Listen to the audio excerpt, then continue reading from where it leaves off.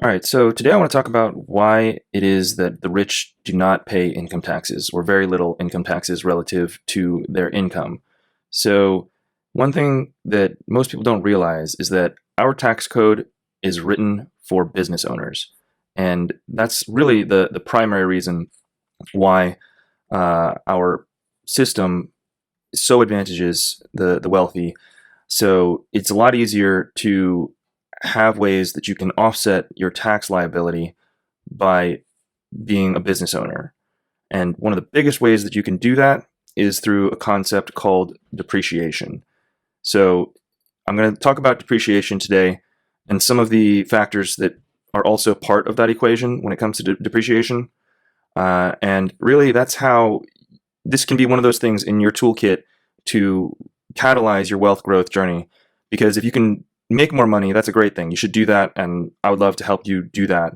But in the near term, you can work on getting ways to offset your current tax liability that are relatively straightforward. You don't have to have a gigantic business to use these tools to your benefit. So I'm going to talk a bit more about that a little later.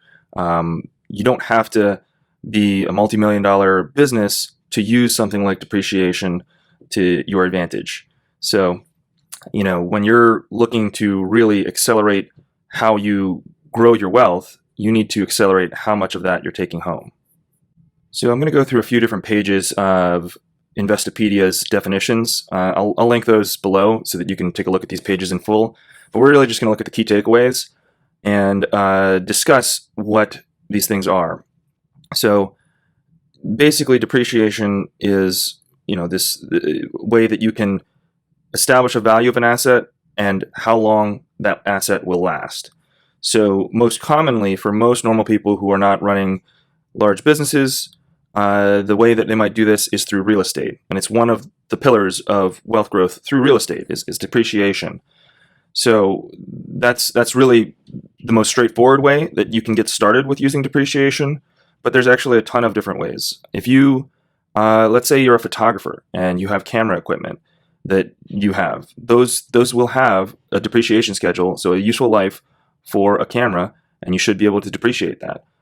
Consult your tax professional on the different assets that you might buy for a business, but there's many different types of assets.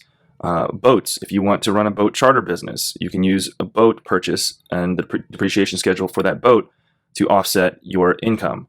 So there's a lot of different things that can be used for getting depreciation, and technology, laptop purchases if you're doing video editing, lawn equipment if you're running a landscaping business, tools if you're in construction, or different types of things. So there's so many things. Vehicles have a depreciation schedule, and there's a particular special circumstance for vehicles that are over 6,000 pounds actually. And we're going to get more into how you can accelerate or take bonus depreciation or section 179.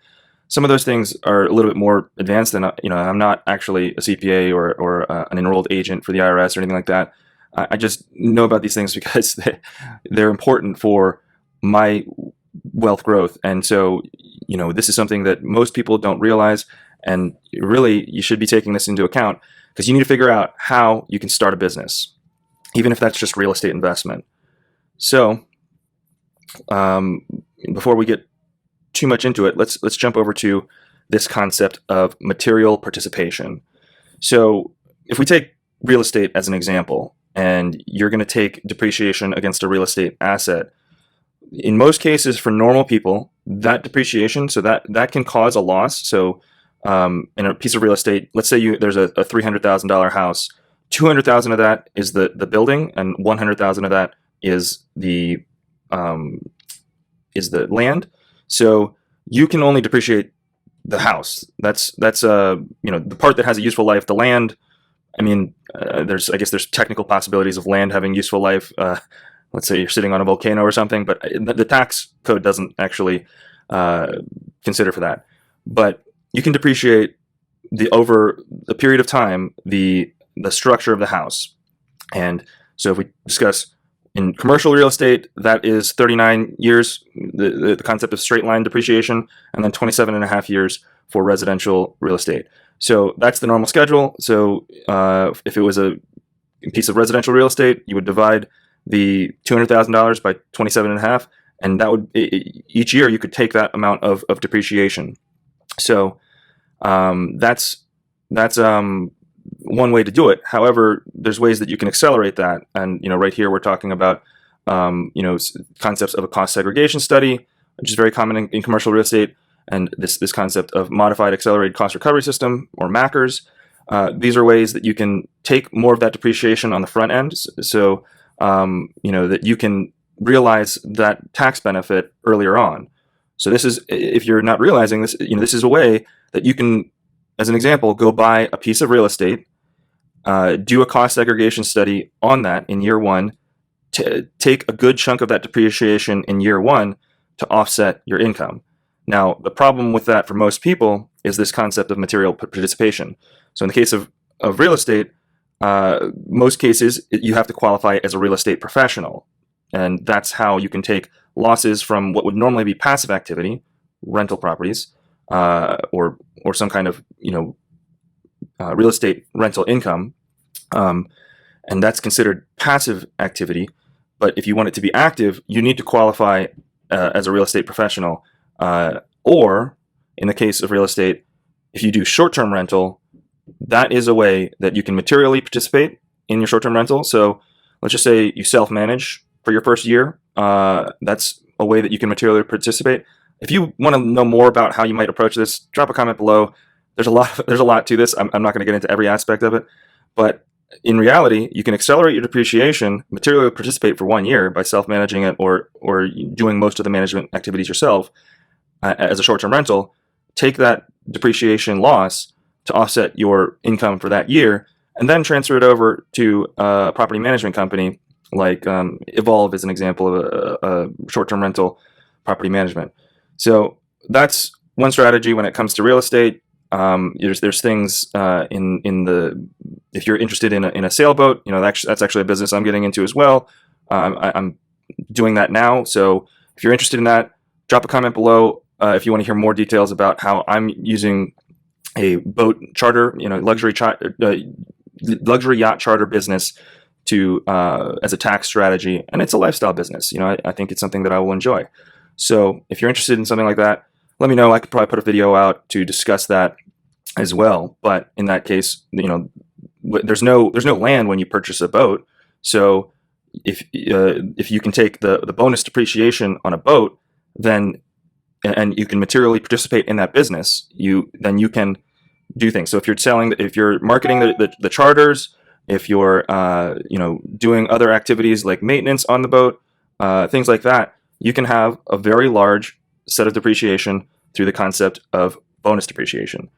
So that's I talked a bit about that with the cost segregation study, and there's section 179 and bonus depreciation and MACRS. Like, all of these things are ways that you can accelerate depreciation. Some of these things are going to get lower over the next few years. So in 2022, it's pretty much too late at this point. I'm going to probably get this video up today. We're in December, but it might not be available for 2022. But in 2023, you should still have 80% bonus depreciation. So if you have, let's say, a $500,000 boat, and you have a couple $100,000 of taxable income, you could purchase a boat in 2023 and take 80% of that depreciation, so $400,000 as a loss, to offset your 2023 income and pretty much your 2024 income, because you would carry forward that loss. So again, consult with a tax professional before you actually engage in these strategies, because this is not straightforward. When I'm engaging with professionals for all of this stuff, I just need more people to know and understand the concepts so that you can use them to work towards building your own wealth growth. And this is how you can become really accelerate your growth. So I discussed this a bit earlier when we were looking at the commercial property and real estate depreciation. So generally speaking, there's going to be different depreciation schedules for anything. So I walked through what the depreciation schedules are for commercial real estate and for residential real estate. But the schedule is actually going to be different for different types of assets. So technology, I think, is a handful of years, like 3 to 5 years if you get like a laptop or an iPad. So there's a lot of different depreciation schedules, and it's good to keep all of these things in mind. And you can look it up for a given asset or consult with your CPA. So generally speaking, when you're starting your business, to use this to offset your income, you should find out what the schedule is for the different assets that you might purchase in your startup costs, because that can help you in determining how you might or when you might purchase an asset. So I just wanted to really quickly walk through that, this whole concept, and share this with folks, because if you didn't know about this, this is something that you should look into. If you want to book a meeting with me to understand this concept a bit more, I'll have a link in the video description. If you have other questions, drop them in the comments below. Maybe I'll do a follow-up video to answer some questions. I'm not an expert on all of these concepts. I'm just trying to introduce them to people, because we need to level set with folks and make sure that normal people understand how to use things to their advantage to grow wealth faster and to really reach financial freedom faster. And that's really my goal here with this channel. I hope that this was informative to you. If it was, drop a like. If you want to see more content like this, subscribe. And thanks for watching.